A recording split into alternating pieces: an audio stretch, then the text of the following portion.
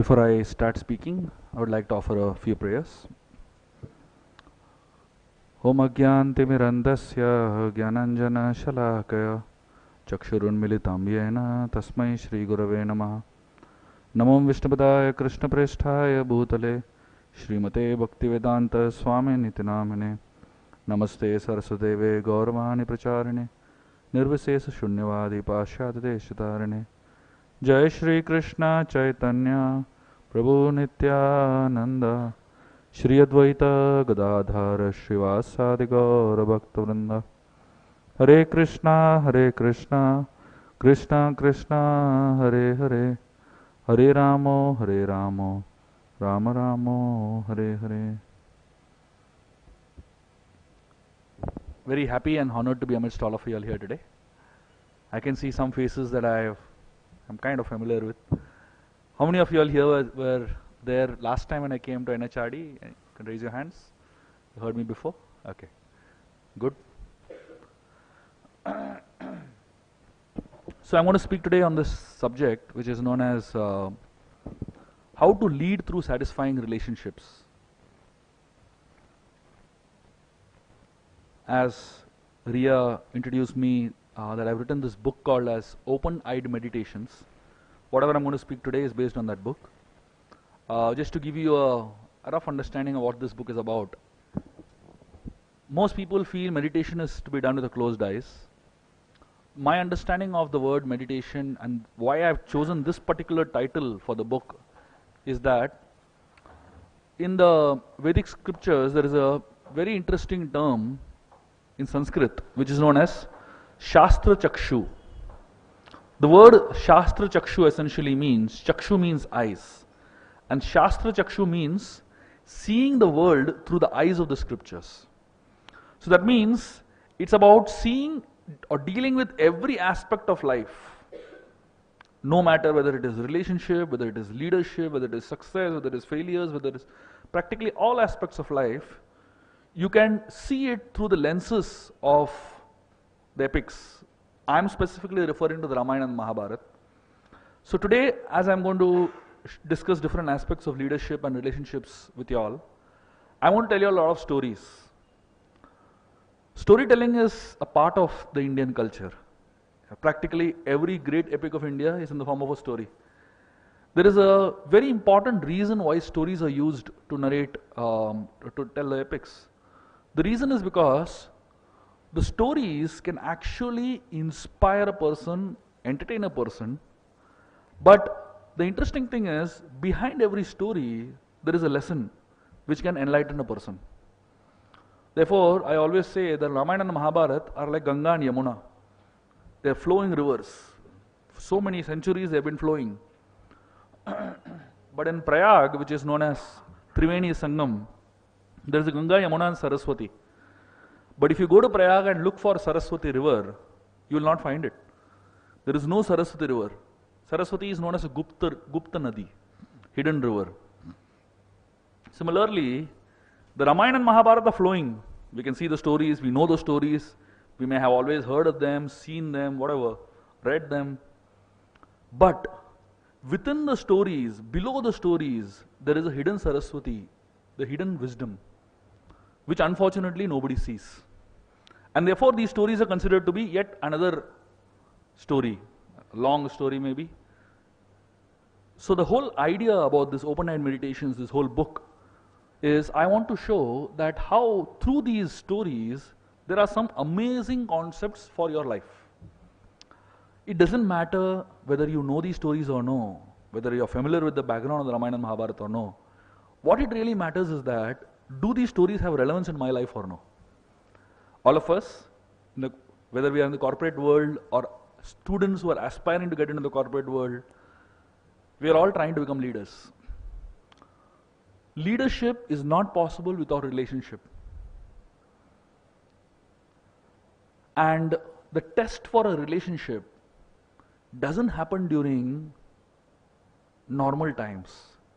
It happens during tough times. Just like if you want to test a ship, you don't test it when it is on the dock. You test the ship when it is in the middle of a storm. That's when you know whether the ship is good or bad. Any ship can be good in a storm, on the dock. Any relationship can be good on Valentine's Day. Coming up. Any relationship can be good when it begins. But when you go through conflicts, when you go through a storm, what happens then? That's when you really test the strength of the relationship. For most people, relationships are all tested on Instagram, on Facebook, People, excellent photographs, excellent, couple, excellent relationship, it seems. But the reality is totally something else. So, I'm going to share with you all a lot of thoughts on both leadership and relationships today. And I must warn you all right in the beginning that I'm going to speak a lot in 1 hour, which means that I'm going to speak at 2x speed. So you may have to kind of be awake and pay attention. And the second thing is that I'm not going to give a conclusion in the end. My conclusions are going to come throughout the session. So you can feel free to note things down. But everything I'm going to speak is based on the book. So the book has everything. There are 5 sutras in essence that define relationship. These 5 sutras, if you know everything about relationship. But to practice these 5 sutras, you need a lifetime of practice. The first is appreciate the good, encourage the potential, respect the difference, tolerate the unchangeable, and forgive the mistakes. This is in essence what all relationships need. But the reality is that if only this much you had to practice, then life can be so nice. But it's not just this much. This is a lot, right? So I'm going to share with you all one thought. These are all individual thoughts, may be disconnected to one another, but each one of these thoughts is deep and complete by itself. The way I wrote this book is basically it was a series of articles that I kept writing over a period of time. Whenever I would come across a situation in my life, and whenever I would see somebody else going through a certain situation in his or her life, I would come up with some thought which would become an article like this. One time I saw somebody who was a pass out from IISc Bangalore. If you know what is IISc Bangalore, this is one of the most reputed institutes in India. It's more difficult to get into IISc than to get into IITs and IIMs. Gate rank below 10, and that's the kind of numbers you need. I saw one boy from IISc Bangalore going through an intense phase in his life. Highly talented guy, but going through such a basic relationship crisis, and he had no idea how to handle it. And he was going through such an emotional trauma. He had no idea how to handle his own mind. That's when I realized, I wrote this article, can your talent be your enemy?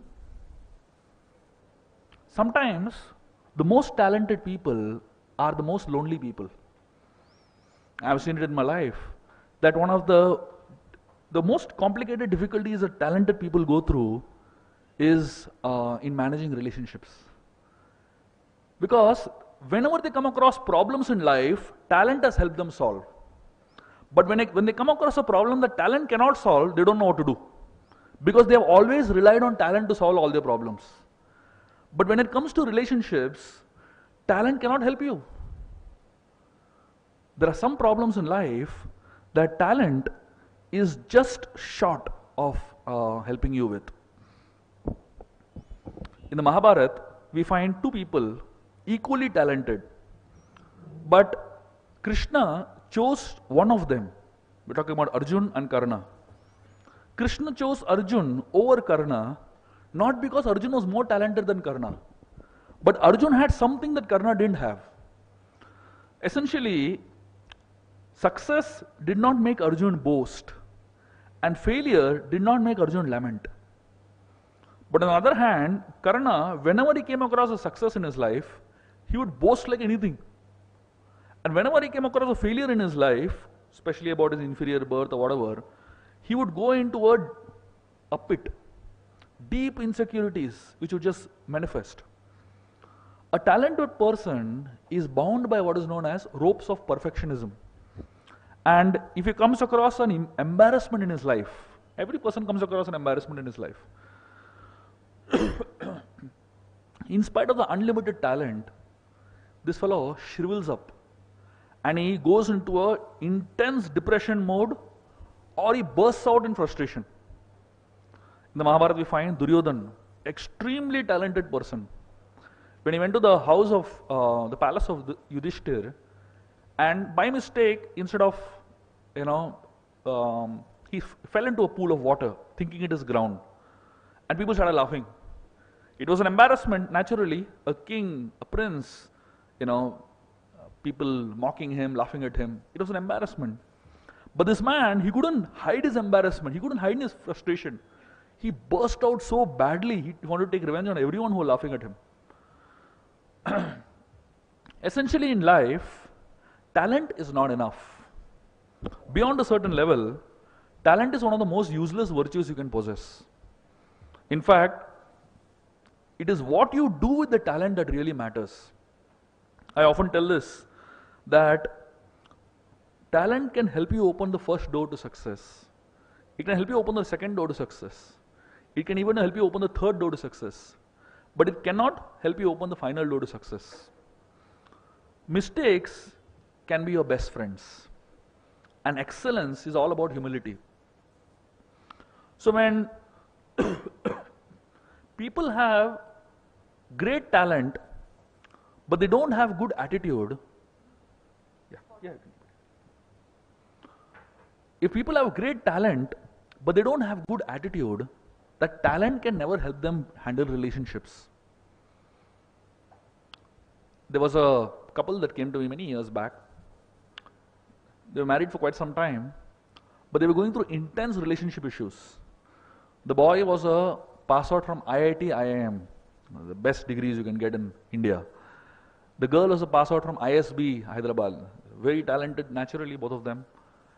But they had a complex issue they couldn't handle. I asked them, what is the problem? And this lady, she told me something very interesting. She said, our life has become an Excel sheet. I said, how? So she said, whatever my husband does for me and whatever I do for my husband, he notes it down in an Excel sheet. If I smile at his mother, he notes it down and puts a tick. And then he smiles at my mother and puts a tick. If I get him a gift, he puts a tick. And then he gets me a gift and he puts a tick. She said, our whole life has become an Excel sheet. So sometimes being talented is one of the greatest challenges in relationships. Because talent without good attitude creates failures in relationships. There's a story from India, very simple story, very down-to-earth story, but it's a very profound story also, simultaneously. All of us from Maharashtra, we have heard of Tukaram Maharaj. One time, he had a small job where he had to guard a farm. And after guarding the farm all night, the farmer gave him 15 sugarcane sticks as a reward. He took these 15 sugarcane sticks and he was going home. On his way, children from the village started pulling the stick, and he kept giving one to all the children. And in the end, when he reached home, he was left with one stick. And he gave that to his wife, telling him that I had 15 and I am left with one. His wife was frustrated with him. She took that stick and out of frustration, she banged the stick on his head. Can you imagine? Now, if anybody else was in Tukaram's place, you know what would have happened. There would have been a divorce case filed probably. Tukaram Maharaj, he did something very interesting. He took the two broken pieces, the stick was broken. He said, one is for you and one is for me. That's it. The problem got solved. So can you imagine what it takes to handle relationships is not just talent, it is good attitude also. When it comes to leadership, more important than leading is to create a legacy. Creating an empire is easy. Creating a succession is difficult. Leading is easy. Creating a legacy is difficult. Holding power is easy. Empowering is difficult. So when an organization grows without planning or without planning a leadership succession, the organization ends up with three types of leaders. And these are three types of helpless leaders. I call them the Bhishma type of leader, the Dhritarashtra type of leader, and the Vidura type of leader. So the first type of leader, the Bhishma type of leader, such a person, he is one who has no idea how to deal with the problem that he himself has created. Dhritarashtra type of leader is somebody who turns a blind eye to the problem and postpones his decisions. Dhritarashtra was technically blind. But more than that, he was actually he was blind in terms of the vision also. And the third type of leader is a Vidura type of leader who can clearly see the problem, who has clear solutions to the problem, but lacks empowerment to solve the problem. So any organization that grows exponentially without planning a leadership succession, it ends up with these three types of leaders. So when leaders are not flexible with their decision making and they are not flexible to change their mindset to create a leadership succession, it ends up like this. When these people are around, they can pull the show somehow or the other because they are very powerful themselves. But the moment they step down, the whole organization collapses. And therefore, such leaders, when they cannot train the second level, when they cannot create a leadership legacy themselves, what they end up doing is they recruit outside talent to train their leaders. And in Hastinapur, in the Mahabharata, two people came from outside, Shakuni and Krishna. Both came from some other place. Both didn't belong to Hastinapur. And both came to train up the next generation of leaders. Shakuni took up the role of training up the Kauravas, and Krishna took up the role of training up the Pandavas. There's a difference in the style of training. Krishna's style of training and Shakuni's style of training. When an outside talent comes in to start training your leaders in the form of Shakuni, such people come with an egoistic agenda and they completely disrupt the value system of the organization. And when outside talent comes in with a holistic growth-driven agenda in the form of Krishna, there are few steps that Krishna does to actually make sure that you get the right leaders and the right training system. So the first thing Krishna did was selected the potential leaders very young. You don't select a leader at a last stage of the organization. You need to find out who the leaders, potential leaders are right in the beginning. So Krishna came to Mathura from Vrindavan when he was 11 years old. He killed Kamsa and made Ugrasen the leader of Mathura. And immediately he wrote a letter to Dhritarashtra in Hastinapur. And he wrote a very interesting letter. You know what letter he wrote? He said, I am observing you. You better make sure that the Pandavas get their rights. If you don't do that, the same thing that I did to Kamsa, I'll do to you. Can you imagine? At such a young age, at such a, much before, he actually decided that Pandavas could potentially become leaders and they need to be taken care of. Then, Krishna kept observing these Pandavas very carefully. When you select your leader, a potential leader in the future, one of the things that you have to look for, other than talent, other than abilities, other than skill sets and all that, you have to look for how luck factor favors you. There is one factor that practically it's not about talent, it's not about skill, it's not about abilities, it's also about a certain destiny or what you call as luck. So Krishna observed that these people, the Pandavas, they were doing exceedingly well in all aspects of life, and so many times they saved their life practically. So the Krishna realized when he saw all this, that Pandavas are the right people to be trained up. And then he personally got involved in training. And one of the things that Krishna did when he got involved in training is, he didn't solve all their problems.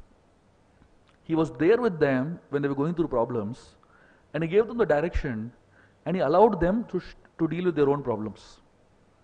There are two types of leadership in essence. The first type of leadership is known as a kangaroo type of leadership.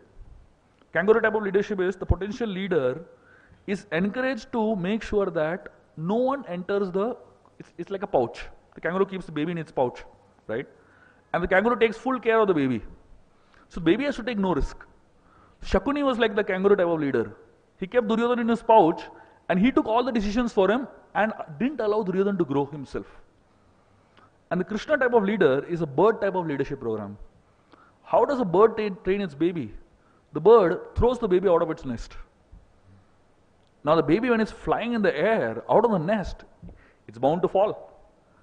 But that risk is what a mother bird takes to allow the child to grow. Essentially, there are 4 A's which are known as 4 A's of leadership. Building any team, building any leadership legacy, we need to have these 4 A's. So these are 4 A's that every leader needs to ensure that that he shares with his follower. The first A is known as acceptance. Acceptance essentially means that we need to accept people as they are and not expect them to be as we are. Generally, many leaders, what they end up doing is, they expect their followers to become a Xerox copy of themselves. And therefore, they end up making their followers miserable, and they themselves become miserable. The bigger the gap between expectation and reality, the more miserable you are. And that's what such leaders end up becoming. So acceptance essentially means understand that everybody has something valuable to give you all. But don't squeeze them out completely. The Mahabharata gives an example, the Viduru Niti of the Mahabharata. It says that a leader should treat its followers like a honeybee treats a flower. If you look at the way in which honeybees operate, they sit on one flower, suck a little honey, go to the next flower, suck a little bit more honey, go to the third flower, and so on. You will never find a honeybee sucking so much honey from one flower that the flower dies. Have you ever found like that? Pura choose liya, mar gaya, then next flower, It never happens in nature. The honeybee takes only a little. But in human society, we find that happening all the time. Every employee, if you just study organizational structures, there was once a research done in UK about mindset of employees. About 65% of the employees, they had fantasies of killing their bosses. Can you imagine? 65%. That's a lot. Which essentially means they were feeling squeezed and they were feeling completely frustrated, So essentially, we need to accept people as they are. How much they can give? Whatever they can give is honey. But the fact is, rather than trying to squeeze them to give more than, or expect them to give more than they can, we should accept them as they are. That's known as acceptance. The second principle is known as appreciation. Appreciation should be done in public, and criticism should be done in private. Unfortunately, we do the exactly opposite. Criticize publicly and appreciate privately, if at all. Most of the time, appreciation is one of the most difficult things to do. People assume that appreciation is understood. Pagar de raha hu na. Aur kya? Isse bada appreciation kya hai? For most people, they feel that just money is appreciation. It's actually not. In fact, money is the least motivating factor for many people. So money, yes, is essential, but that's not all. That's not why people work. Higher than appreciation, or rather more than appreciation, is a third factor which is known as acknowledgement. Every human being, his presence needs to be acknowledged. Everyone wants to feel understood. I always say that not all problems have solutions. But when people come to you, it's not that they come for a solution to the problem. They want to be understood. Like many times people come to me with their problems and I sit and just hear them for an hour. After an hour, they tell me, "Thank you very much, Prabhuji, you solved our problem. I didn't open my mouth also." Most people don't want solutions to the problems of life because not all problems can be solved. Some problems have to be neglected, some problems have to be tolerated. But what people want is that whether you understand my problem or no. In fact, if you understand people's problem, half the problem is solved there itself. Unfortunately, when you don't understand the person's problem, the person feels completely disconnected from you. In our temple, we had a man who had a lot of complaints, a big list of complaints, criticizing the management like anything. So we had two options. Find out who this fellow is, and if he's nobody significant, just forget him. But we realized this fellow is not somebody who is significant, but we also realized that he is a part of our community. So we appointed one of our leaders to sit with him and hear him. This man sat with this leader for 2 hours speaking only negative, only complaints, only criticisms. After 2 hours, the next day they met again, another 2 hours, bombarding criticism. The next day they met again. They met 5 days continuously, and this man only had problems to share. The 6th day when they met, this man had tears in his eyes. And he was actually appreciating so much about what the positive things that the management is doing. Now, in one sense, his problem was not really solved.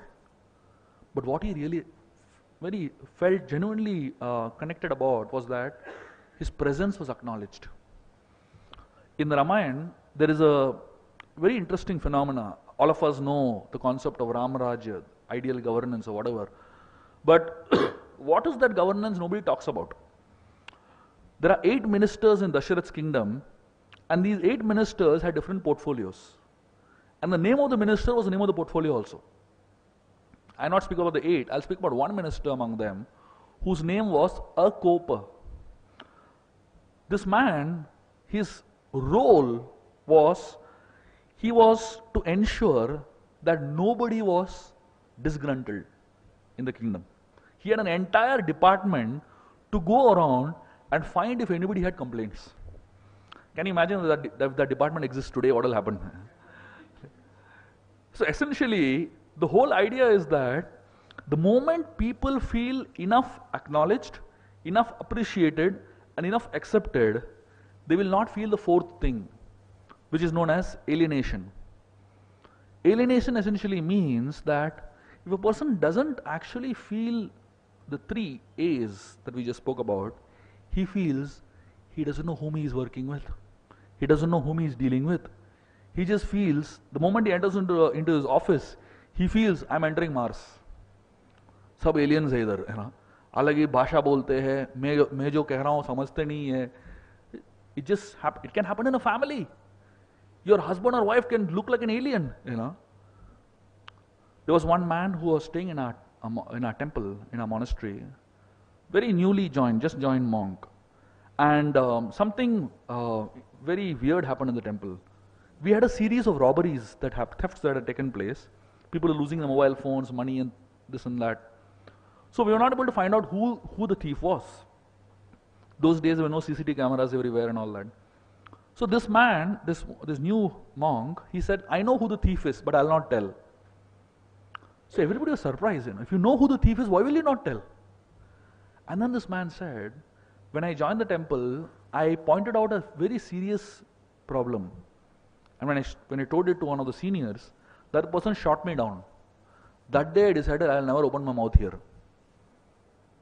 This is known as alienation. That means when people don't feel enough accepted, enough acknowledged, and enough appreciated, they feel alienated. The next concept of leadership is known as invisible leadership. Many invisible things in this world, including oxygen, are life-sustaining. So in invisible leadership, invisible leadership is about being people-centric rather than being a position-centered leadership. So such leaders, they are expert in hiding themselves to push their followers ahead into limelight. Just like if you know anything about cooking, you will understand this example. When you bake a cake, you put 1 drop of vanilla in the cake. And that 1 drop of vanilla is pervading all through the cake. You bite any corner of the cake, you will find the vanilla taste. That's what invisible leadership is about. Invisible, but all pervading. In the Ramayana, there is a very interesting example of this type of invisible leadership, where the monkeys, they were searching for Mother Sita, They were reached the southern tip of the Indian Ocean, and they had an 800-mile ocean to cross. And now the question was, who's going to do it? So different of the monkeys, they started talking about how much they can do. Somebody said, I can do 100. Somebody said, I can do 200 miles. Somebody said, I can do 500 miles. Somebody said, I can do 1,000 miles, 800 miles, but I can't come back. So everybody was disappointed and dejected, and nobody's able to do it. So finally, Jambavan, who was the leader among them, he started looking at all the monkeys and analyzing them. And when he did a SWOT analysis, looking at the strengths and weaknesses, he came to know, he realized there's one monkey among them who has not spoken at all. That was Hanuman. And then Jambavan inspired Hanuman, reminded Hanuman of his own powers. And then from that point onwards in the Ramayana, we find Hanuman is like the hero of the Ramayana practically. Everywhere Hanuman's name is there.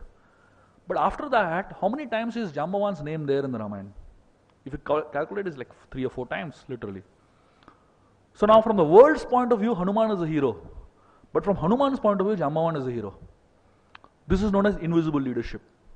Just imagine if Jambavan was a project manager in a corporate today, and they had a project, Sita project, and he had so many people under him, but he comes to a conclusion that there is only one person who can do this, and that's not me, that's Hanuman. He had to take the call. Should I inspire Hanuman and remind him that, and encourage him that he can actually do it, or should I drop the project itself? Most leaders today, they don't mind dropping the project. They will say, hell with Sita, hell with Ram. If I don't make it, then nobody can make it. That's the nature today for most people. So Jambavan is not an achiever. Hanuman is the achiever. But Jambavan is the one who has created an achiever. Invisible leadership is about creating achievers. Visible leadership is about being an achiever. And therefore, the whole concept, the highest goal of leadership is to develop leaders and not just gather followers. The interesting thing in this story of Hanuman and Jambavan is that Hanuman understood this concept of invisible leadership that time. Later on in the Mahabharata, so Jambavan was old at that point of time and therefore he couldn't do so much. He empowered Hanuman, inspired Hanuman to go ahead. Later on, the same Hanuman in the Mahabharata, if we study, what was Hanuman's role in the Mahabharata? Nothing. The war hero of the Ramayana, what did he did in Mahabharata? Sitting on the flag of Arjun. He was doing nothing. But he inspired Bhim with his words, with his encouragement. And Bhim became the hero of the Mahabharata. What was Hanuman doing? Nothing. He became an invisible leader. That's what invisible leadership is about. At some point, till a certain point, you are visible. And then beyond a certain point, you become invisible and make somebody else visible. That's the whole concept of invisible leadership. And therefore, every fruit has a seed of continuity in it. If you look at every fruit, there is always a seed within it. Every leader has to have a seed of continuity within him, the ability to create new leaders. And without that, leadership is meaningless actually. Invisible leadership is about unlocking the potential in others and inspiring people. When a leader succeeds, he impresses the world. But when a leader inspires, he impacts the followers' world. And therefore, for the world, Hanuman is an impressive hero, but for Hanuman, Jambavan is an impacting hero. So what we need to do is, we need to go beyond being a visible leader to an invisible leader beyond a certain point in life. And practically, if you look at the way in which the most important professions are created, like today, just before coming here, I was in an institute which was for B.Ed students, it's basically all teachers who are going to become teachers in future. And I was telling them that being a teacher is actually being an invisible leader. A teacher will never become an achiever, but the teacher has the facility to create achievers. So at a certain point in our growth in the corporate world, what we need to do is we need to become teachers. Get into the mode of not just being an achiever, but creating achievers. For many people, they feel, when I am 60, I will do that. That's not how it is. That's not how it is at all. Right now, when you are 1 year in the in a corporate world, you can create a leader who is just joining.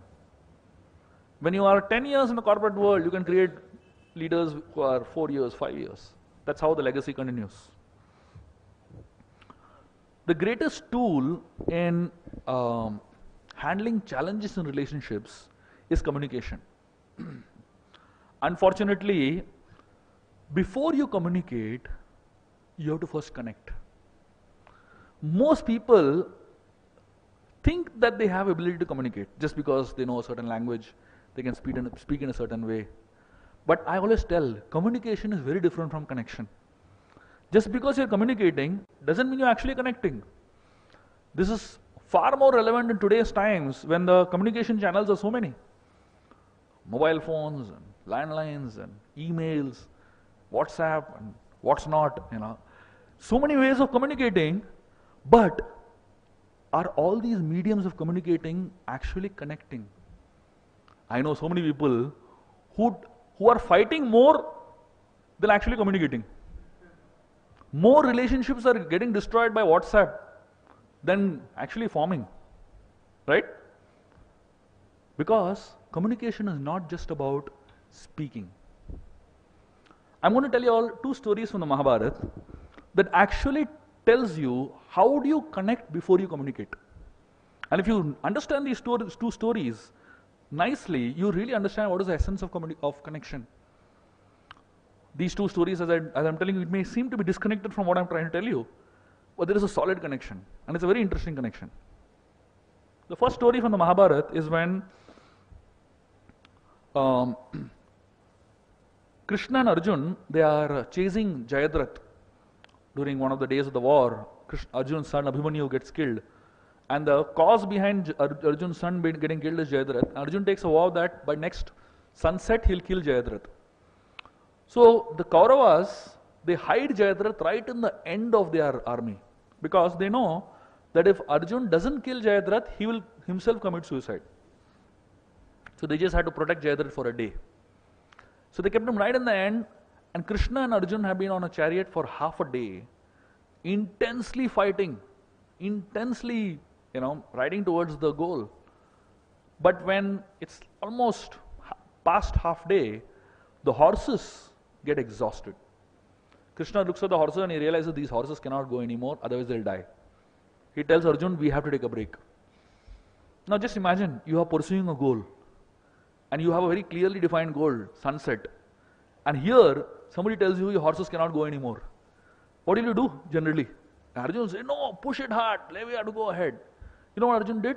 Arjun got off the chariot, he created a wall of arrows, and Krishna took the chariot inside. He started taking care of the horses inside, massaging them, feeding them, giving them water to drink. And Arjun was outside continuing to fight. And after the horses were ready, rejuvenated, again they continued fighting. This is one part of the story. The second story is when on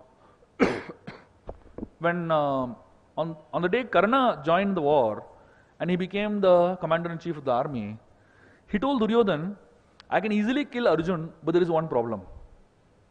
When small children, they fail in exam and you ask them, why you failed? They say, pen was not good.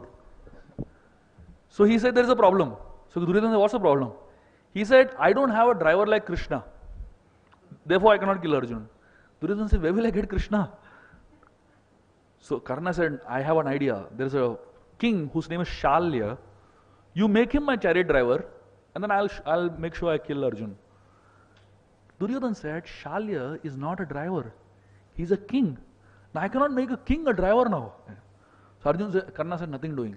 If you don't do that, then I can't fight. So Duryodhan went and begged Shalya, please, please. Shalya said, I'll become the driver of Karna on one condition. Between Krishna and Arjun, there was no conditions as such. They were just friends, they loved each other. But Shalya, he said, I'll become driver on the condition that I will speak whatever I want. Duryodhan said, no problem, you speak whatever you want as long as you drive.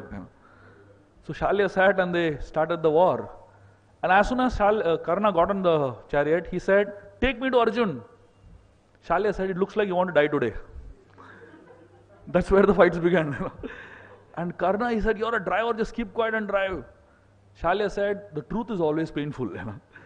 And they went on and on and on fighting with one another till they finally reached where Arjun was.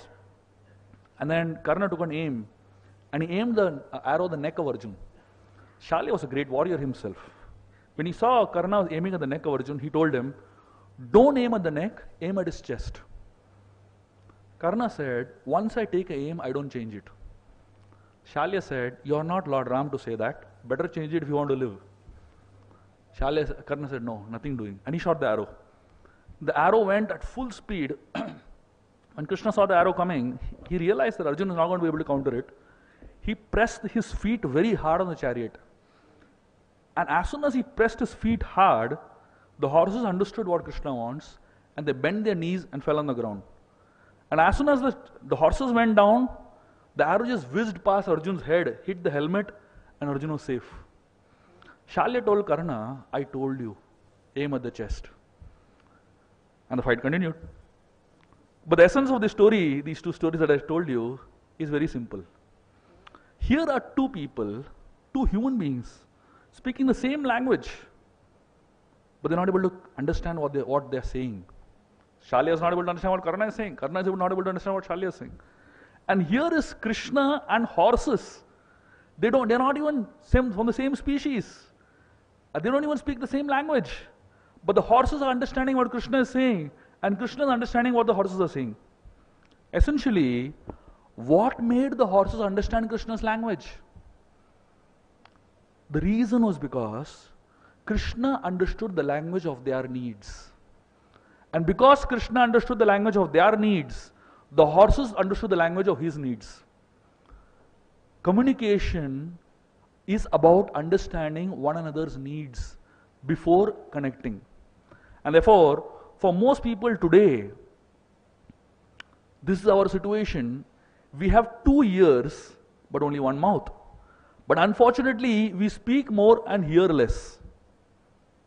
Therefore, we just cannot communicate with one another, just cannot connect with one another. Before you hear what the other person says, before you understand the need of the other person, you have so many things going on in your own mind. This is known as prescribing before diagnosing. Before you know what the problem is, you have the solution already. Everybody wants to become a superman or superwoman in relationships today. Especially in the corporate world, it's all the more true.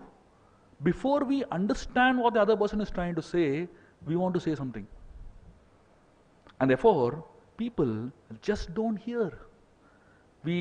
All of us have gone through communication skills in our schools and colleges, MBA colleges, must be studying communication skills. Whenever we study communication skills, what do we study?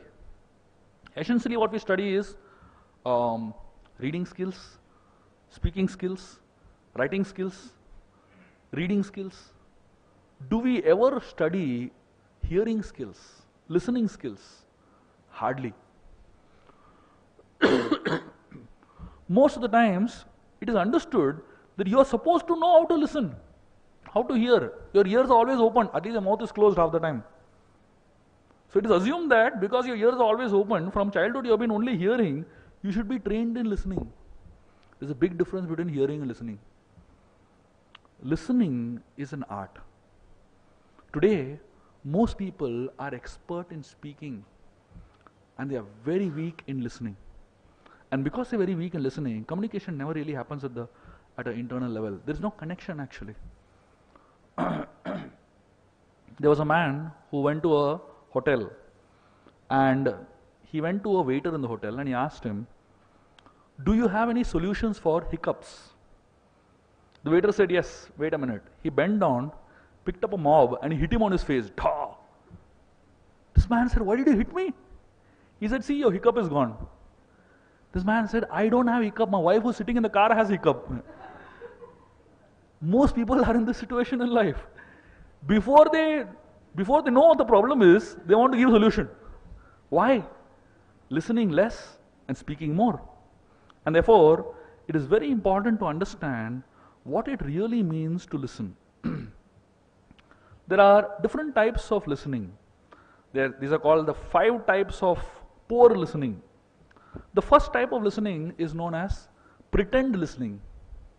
That means you're not actually listening, you're just pretending as if you're listening. I'm not sure how many of you all here are doing that. Eyes are wide open and you're nodding your head also. Mind is somewhere else. Then the second type of listening is known as spaced out listening. Spaced out listening means completely in space. Pretend listening is like when a small child comes to his father and the father is reading a newspaper and the child is keeping on speaking and the father says, what next? Tell me more. Essentially not listening only. Spaced out listening is mentally present, physically present, mentally absent. The third type of listening is known as selective listening. Selective listening essentially means I'll hear what I want to hear. Very little. One fellow, he went to he used to go to a temple very regularly, and one day he stopped coming. So the priest, he was very disturbed. Why is this fellow missing? So he said, let me go and see what he's trying to say. Why he's not coming. So he went and asked him, why? So he said, I read in one scripture, it is written like this. One should not go to the temple. So the man said, which scripture it is written? Show me that. So this fellow removed the scripture and showed him. One should not go to the temple. So the priest was bewildered. He said, I have never read the scripture in my life. How is it possible in the book it is written like this? Then the priest read properly. It was written, this is the last sentence in that page. So it is written, one should not go to the temple. And the next page, the first sentence was, without washing one's hands and legs. This is known as selective listening. I listen only how much I want to listen. Many people do that. And then there is something known as self-centered listening. I listen only if it benefits me. And then finally, the fifth type of listening, which is actual listening, is known as empathic listening. Empathic listening means I don't listen to words. I listen to the intention with which the words are spoken. I listen to what is really going on in the heart of I put myself in the shoes of the other person to listen. That's when communication really happens. I would like to share with you all a very important concept that many times as leaders we tend to ignore, or rather we tend to miss. This is a concept of dealing with provocations. The test of a greatness of a person is in his ability to deal with provocations. Each one of us, there is a very important hot button, it's called, concealed. You press that hot button, then you go explode, you go crazy.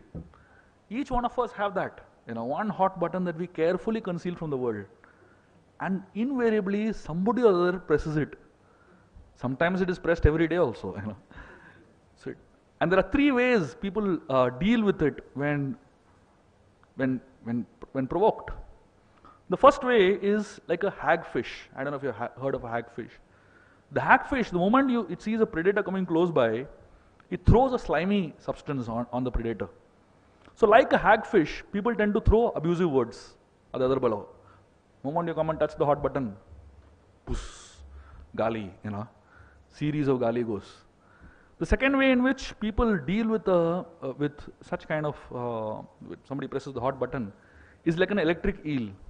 Electric eel stings. Electric shocks are only.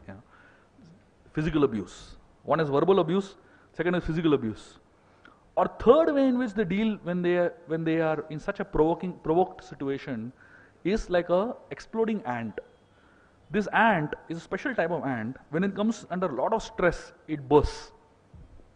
It's not a self-abuse. So human beings, when they are provoked, they tend to do one of the three. And therefore, it is very important to learn how to deal with provocations in one's life, which are invariably going to come. You can't ever say the provocations will never come in my life. There are two ways to deal with it. One is a soda can and one is a Bisleri bottle. When you shake a Bisleri bottle and you open it, what happens? Nothing happens. But when you shake a soda can and open it, what happens? A lot of things happen. So these are two ways to deal with life. The first way to deal with life is known as reactive way. And the second way to deal with life is known as responsive way. The first way to deal with life is by handing over your life to somebody else, the remote control of your life to somebody else. That fellow presses one button, you start laughing. He presses another button, you start crying. So practically, human beings sometimes they allow others to control their emotions. And because they allow others to control their emotions, people really take advantage of them. They know exactly what to say to get a certain reaction out of you. And therefore, it is very important to understand how to respond, especially in the midst of provocations. I often give this example of the Ramayana, where this is one of the most astounding examples of the Ramayana that really talks about how to deal with provocations in one's life. The story is very interesting, but more interesting in the story is the concept that is behind the story. As I was saying, that most people know the stories, but they don't know the hidden wisdom behind the stories, which is what makes these scriptures very, very interesting. This happens during the exile, 13 years of exile, when Ram, Lakshmana and Sita are in the forest. And the golden deer comes into the life of Ram, Lakshmana and Sita. And suddenly, Sita tells Ram, I want the golden deer. And Ram goes away to fetch the golden deer. And when Ram is away, suddenly in the voice of Ram, the golden deer, who's Marich, a demon, he shouts out the name of Sita and Lakshman for help. So Sita becomes in great anxiety. She is stressed, she is concerned. So she starts telling Lakshman, go and help your brother. Lakshman starts laughing. He's completely cool about it, because he knows the abilities of his brother, he knows who his brother is, and he knows that this is a demon, nothing to worry. So Sita, she pushes Lakshman like anything, go, go, go. Lakshman laughs it out. Finally, Sita speaks something that hurts Lakshman very badly. Sita tells him, this is 13 years after the exile, and for 13 long years, Lakshman has not been at home, left his family, left his wife, left the comforts, and for 13 long years, Lakshman has been serving Sita and Ram menially. He has not even slept one night. He wasn't doing a call center job, sleeping in the day and guarding Sita and Ram in the night. All day long he was serving them, and all night long he was guarding them. After 13 such years of sacrifice, this is what Sita tells him. Sita tells him, I know why you are here with us. You are here so that when Ram is away, you can enjoy me. You're looking for an opportunity. Can you imagine? Sita doubts his character. Lakshman was extremely hurt when he heard these words of Sita. He tells her, I'm going from here, but I know when I come back, you will not be here. And he goes. When he reaches Ram, Ram asks him, who told you to come here? I told you to guard Sita. And then when they come back and they find Sita missing, Ram blasts on Lakshman like anything. He starts abusing him. He said, what nonsense, you can't do one thing that you are told. You are useless, you have no competence. Can you imagine? Two people whom he has given his life to, his youth to, his so many years to, one is doubting his competence and one is doubting his character. In many organizations, there are Lakshmans. And in many organizations, there are leaders who sometimes speak like Ram and Sita. They may have their own concerns because of which they speak. But what happens to the Lakshman? Lakshman has his own say. He has his own feelings. Hurt is not the most when somebody who hurts you is somebody you don't know. अगर बस में चलते चलते कोई गाली देके क्या फर्क पड़ता है? You will not be bothered so much. But the person you love the most, if that person says something insulting, that hurt is the most. So from Lakshman, we can learn a very important lesson on how to deal with provocations that come in life. It's not that provocations sometimes come in life, provocations often come in life. And especially in leadership roles, provocations come even more. So therefore, I always say the greatness of a person is tested by his ability to handle provoking situations.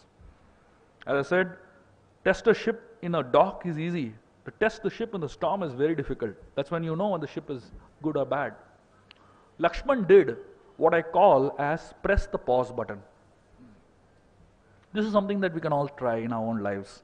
Whenever we come across provoking situations in our life, tomorrow you may come across it. You can try it out. So Lakshman, he pressed the pause. As soon as Sita spoke those words, Lakshman pressed the pause button. When he pressed the pause button, he asked himself a question. The question that he asked himself is, does Sita really mean what she's speaking? And the answer that he got was, no. Her concern for Ram is coming out in the form of these words. And when Ram spoke those words, again he pressed the pause button and asked himself the same question. Does Ram really mean what he's speaking? Then again the answer he got was no. His concern for Sita is coming out in the form of those words. The question whenever I tell the story is that, such situations in life, forget pressing the pause button, we don't know where the remote control is. It's so difficult to press the pause button. To help you understand that, remember, Lakshman's personality in the Ramayana is that of an angry young person. At the drop of the hat, Lakshmana would get angry. If you study the entire Ramayana, you'll find this. He would get angry for anything. And such a violent person, such a volatile person, in the most provoking situation of his life, how did he manage to press the pause button and all? How did he manage to do that? One thought helped Lakshman press the pause button. This thought is something that can actually help us in all our lives. 30 years of relationship can get destroyed in 30 seconds if you don't have this one thought in your life, in your mind, especially when you deal with important relationships in life. The thought that Lakshman had was, 40 years Ram has deposited love in this relationship and he has made one withdrawal, one mistake now. Should I forget to be grateful for the 40 years of love for this one mistake that Ram made? When Sita spoke those words, again Lakshman had this one thought in his mind. 25 years Sita has deposited love in this relationship. Should I forget to be grateful for the 25 years of love for this one withdrawal that she made? That one thought helped Lakshman press the pause button. As I was saying, a huge span of relationship can be broken in a few seconds if this thought of gratitude doesn't come in our mind. People are not bad. People don't have bad intentions generally. Their actions may be bad. The way they communicate may be bad. But most of the times what we do is we equate the actions with their intentions. And therefore it is very important to pause and not react. What Lakshman did is known as responded and not reacted. I often tell the story of one lady. She was in a supermarket. There was a small girl who was next to her, and this girl was crying like crazy. This lady kept telling her, Jennifer, relax, don't cry. The girl was crying on and on and on and on. This lady said, Jennifer, relax, don't react, relax. The girl kept crying more and more and more. She said, Jennifer, everybody is watching you, don't react, relax. There was an old man who was watching this whole scene. He walked up to this lady and he told her, Ma'am, don't you think the language that you're speaking is very difficult for the child to understand? Why don't you speak a language that is easy for the child to understand? This lady looked at him and she said, what makes you think that I'm speaking to her? I'm speaking to myself. My name is Jennifer. I'm telling myself, Jennifer, relax. I'm telling myself, Jennifer, don't react, relax. Many times in life, we may not be able to control others in our life. We may not be able to control what others are trying to say, how others are trying to react. But we definitely can control how we are trying to respond to the situation. And therefore, whenever you come across difficult situations like this, remind yourself, Jennifer, relax. When you're standing in a queue and somebody jumps the queue and goes ahead, you feel like punching that fellow. Remind yourself, Jennifer, relax. Whenever you are in a situation where your family member is in the toilet and not coming out only, you tell yourself, Jennifer, relax. You go to a hotel and you find that you ordered something and the waiter is not coming out only. You go on with your family to relax, and you create so much stress for yourself. You're looking at the door all the time, and the waiter finally comes out after a long time, and he goes and serves the other table. You tell yourself, Jennifer, relax. So in life, especially when it comes to provoking situations of life, it is very important to remember the story of Lakshman. Press the pause button. Some of the most important relationships of life can get saved if people know how to press the pause button at the right time. I'll end with one very interesting and very important story, and then we can take up question and answers if needed. This is a story about success. Leadership is always judged on what parameters of success you have attained. The first word that comes to mind, the moment you hear, when you meet success, the first word you think about is celebration. proximity to success is almost like getting intoxicated. Everything blurs in front of you. You can't see anything properly. The fish seldom sees the bait behind the, noose behind the bait. Sees the bait very nicely, but behind that there is a hook the fish doesn't see. So most people love to bask in the rain of self-praise. They just love to hear about themselves. You can speak about a person for all day long, the person will say, still not enough. Thoda aur. Many times, the desperation to celebrate success becomes the very noose around which you strangle your own success. In the Mahabharata, I was telling you the story of Arjun and Jayadratha. When Arjun was reaching towards Jayadratha, like practically the fag on the end of the day, still there was a long distance away, and the Kauravas were getting more and more happier as the sun was setting. Krishna understood the mindset of Jayadratha. The mindset that celebrates success before it comes. Krishna, he hid the sun for a few seconds. And everybody felt that sun has set. The moment it appeared that sun has set, this fellow jumped up to celebrate. And the moment he jumped up to celebrate, his head went flying. Krishna removed the sun, and then Jayadratha lost his life. In the Ramayana, we find Ravan, when he kidnapped Sita, he was a great scholar, he was an astrologer. He chose a muhurta to kidnap Sita. He calculated astrologically what is the best muhurta to kidnap. Can you imagine? We have heard of muhurta of marriage, and we have heard of muhurta of everything else. Kidnapping muhurta, can you imagine? So if thieves and robbers of today have to learn this science, probably Ravan can become their guru. So he chose something known as a Vinda muhurta for kidnapping Sita. According to astrological charts, that Vinda muhurta is a muhurta when the owner loses something, the owner doesn't get it back. So he kidnapped Sita in that muhurta. So then on the way, Jatayu came and the whole fight happened. So when Jatayu came to fight with Ravan, Jatayu very well knew that he's going to lose. No chance Jatayu could win with Ravan. He's an old bird, first of all. Ravan was fully equipped with weapons. He's a young man, very powerful. But still Jatayu fought. And then Jatayu lost.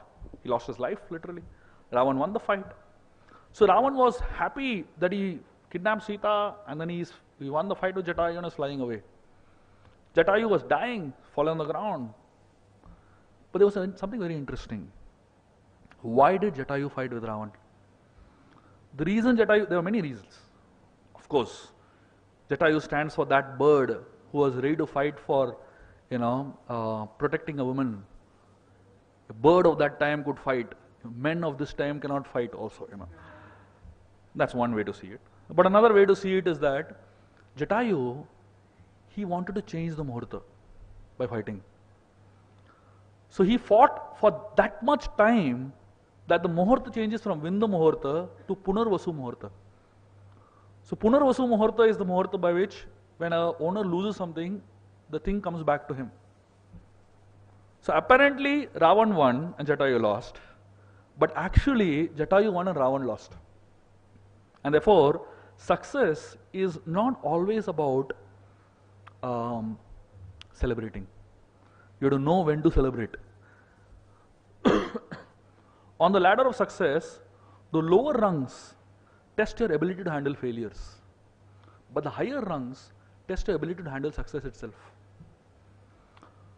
So, most people, they think that success is due to their own abilities. But the fact is, success is about many things which is beyond our own abilities. The Bhagavad Gita speaks about 5 factors which influence action. 4 of the 5 factors you can influence. The 5th factor you have no influence over. The first factor is known as karta. You choose the right person for the right project, you get the right results. You can choose the best person. The second is known as instruments. You choose the best instruments for the best project, for any project, you get the best results. The third is place. If you choose the best place for the project, you get the best results.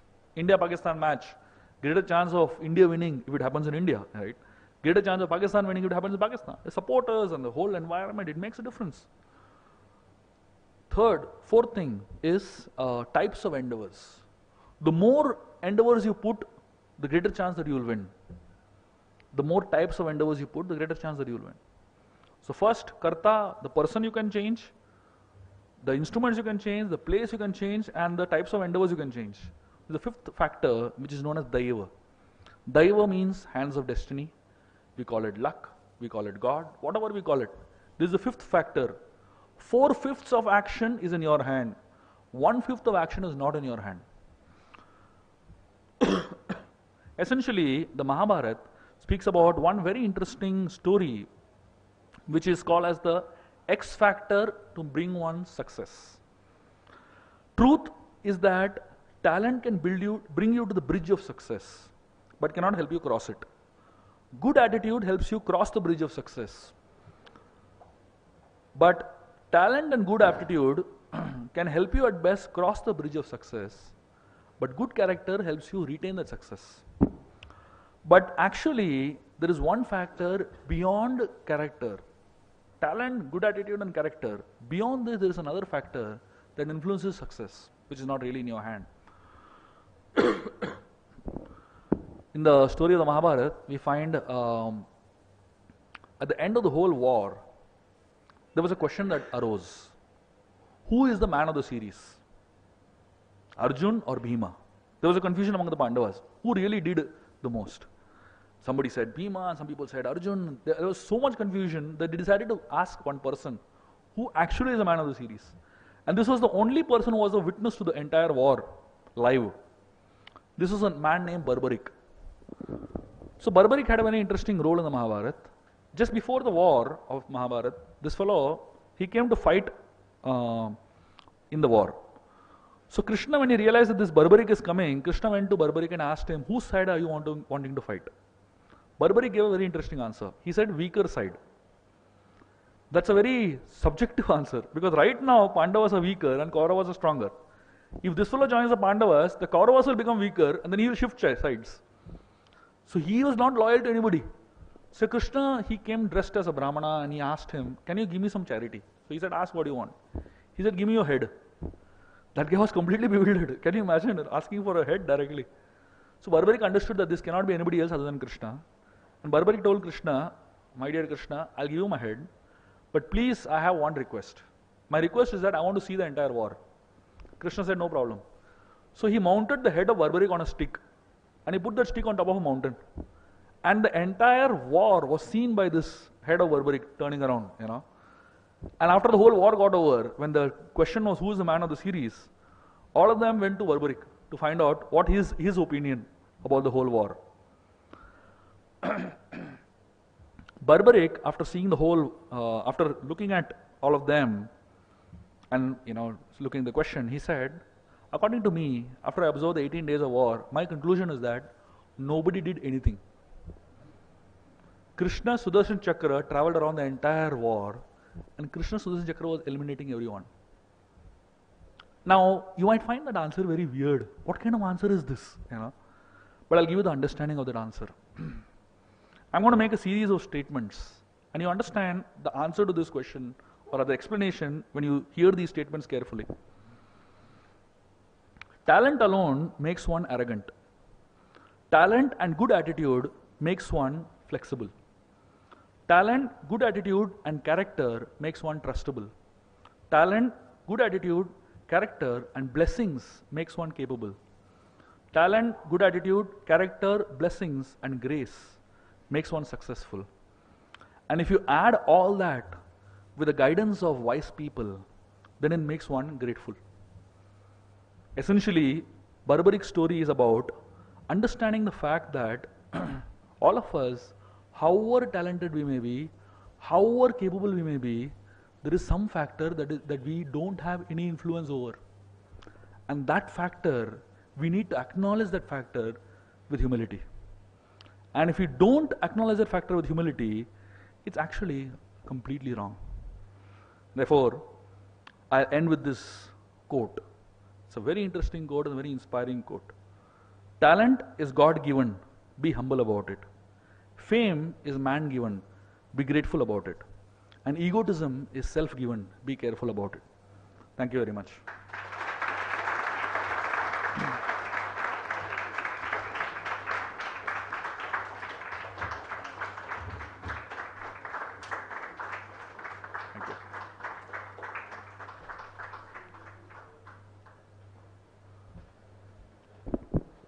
Anybody has any questions or comments?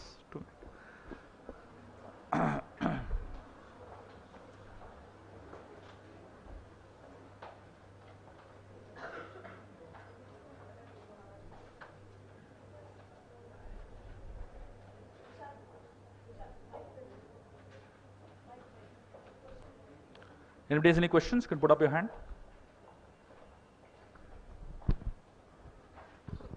Hare Krishna, Prabhuji. I just want to ask you with the reference of listening and communication and leadership you spoke about. There are many situations in life, particularly working in organizations, we feel that we are not properly heard. Being a junior or being a subordinate, we don't get opportunity to say our mind. So how we should deal with this? What we should exactly how we should respond in this manner then? Because we want to communicate also, we want to connect also, but that opportunity is also not given. Thank you very much for this question. Not all situations of life we tend to have control over. There is always a silver lining in the cloud.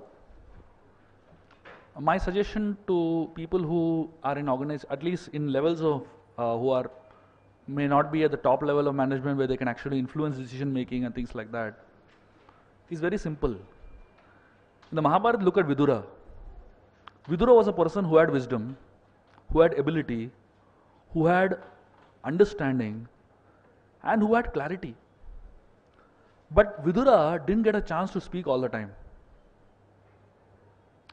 But the good part in Mahabharata is that we learn a very important lesson in the Mahabharata. Times change. Vidura got a say also at a certain point. But whenever he was asked, he spoke. And what he spoke, he didn't speak anything compromised. He always spoke his heart with full genuinity and with clarity. So my understanding is, you may not have control over every situation in life, but whatever little you have facility to speak, you should speak the truth with clarity. And when you consistently speak the truth with clarity, people around you will realize that at a certain point, when change happens, which is the nature of the world, it's bound to happen, you may get a greater facility to speak. And when you get, you should. But when you don't, you try to see within your situation, within your control, how much do you have the facility to do it. Like in the Ramayana, we have the story of Kaushalya, who had a lot to say, lot to offer Dashrath as a king in terms of advice. But Dashrath didn't care for her. So she used all her abilities and all her intelligence and all her talents and all her skills. She created a Gurukul in Ayodhya where she was training 60,000 students. She invested all her energy there. So essentially, somebody who wants to do good, you don't need to have the facility to do good. Whatever facility you have, go ahead and do it. And you'll find, if you keep doing it consistently, there's something known as time factor, which will give you the facility to do it also in a bigger scale. But if you never do it and only raise complaints, then what happens is that when you get the chance, you may not get the chance because you've always been only complaining. And you haven't done with whatever little resources or abilities you have. So people look at the merit from a larger point of view. That's my understanding. Make sense?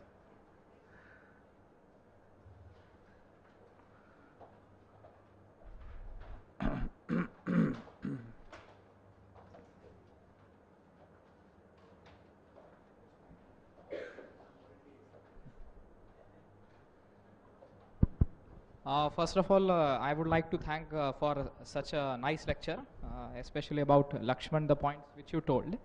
I want to ask that sometimes it happens that the leaders we have in the society or in a corporation, anywhere we work, they are rigid.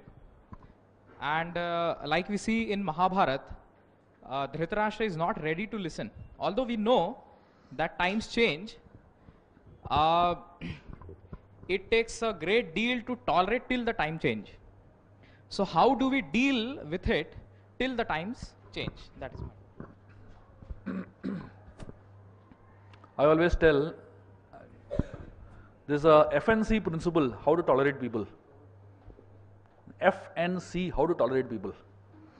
First is, and you will find people all over, not just in your workplace, but at home also. Sometimes tolerating people at home is more difficult than tolerating people in the workplace.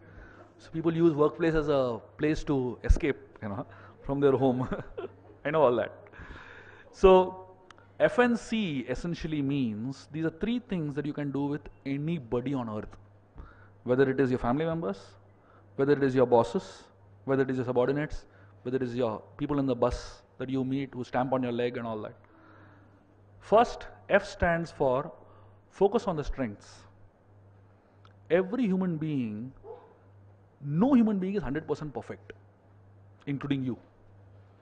But every human being has some uniqueness which is given to him or her, which is the gift that God has given him or her. So, a gold miner, he was asked once in an interview, what is the secret of his success? And this guy gave a very interesting answer.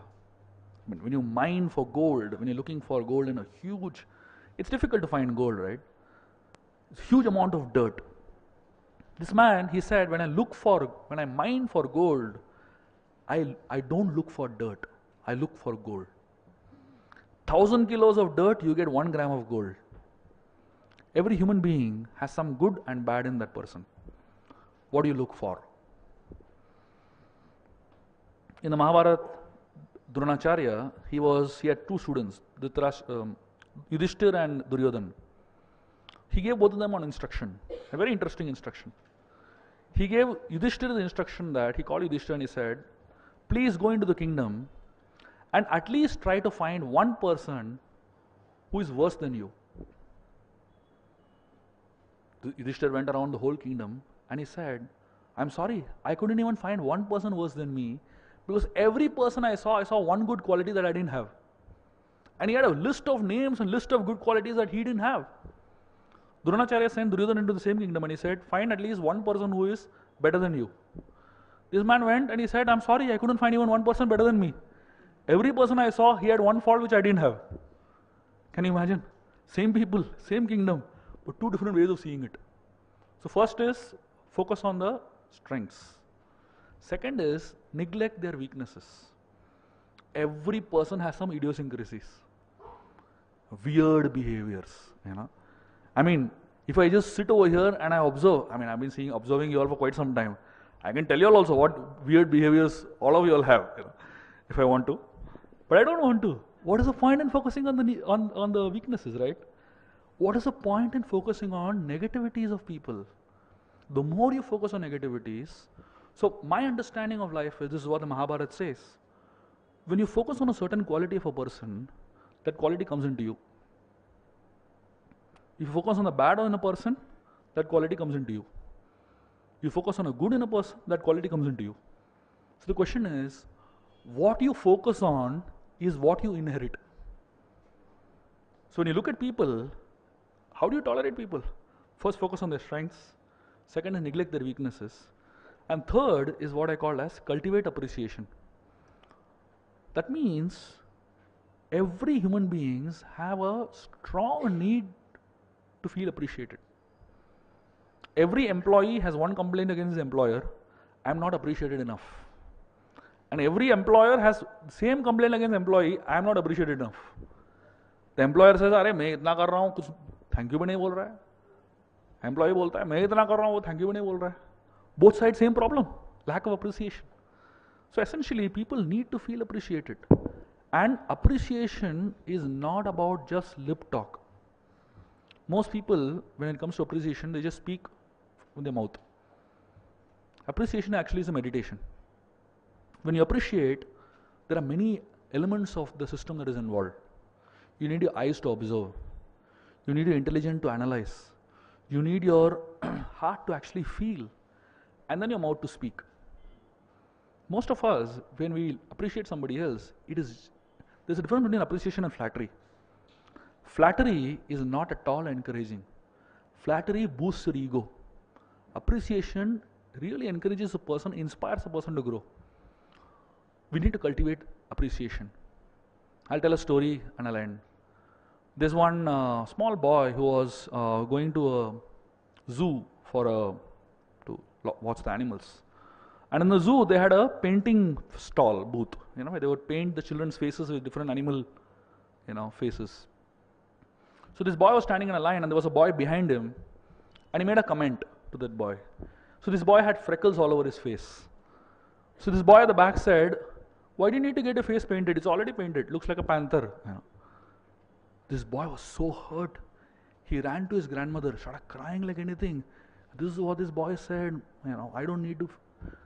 So this grandmother, she made a very interesting comment. She said, "You know what? According to me, the most beautiful thing in God's creation is freckles." This boy immediately replied. He said no. He said the most beautiful thing in God's creation is wrinkles.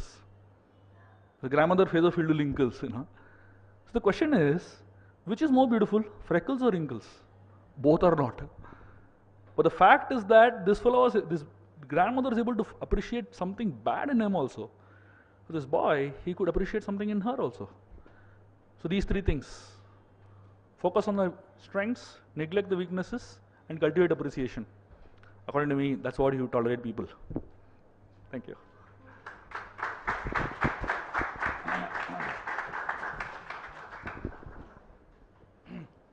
Very grateful and honored to be with all of you all here today. There's a question. Do we have time? You have a question? Yeah. Yeah, so you were mentioning, office spaces, people pressing hot buttons and not appreciating and hostile atmosphere. So, is there any role for artificial intelligence in all this? Speech technologies, text analytics? Yeah. According to me, in relationships, more than artificial, we need genuine relationships. That's where the problem starts. The whole idea is, relationships is all about genuinity. You can use software for different things, but the software cannot replace genuine feelings. Genuineness is the only tip that makes relationships work. Most people, they want tips to make relationships work magically. I tell them, all tips will fail if you don't have genuineness in you. So according to me, artificially, nothing can be done for relationships. Yes, you can have first-class apps for communication and all that, but I think the apps will run if there is great genuineness in the heart. Thank you. Thank you.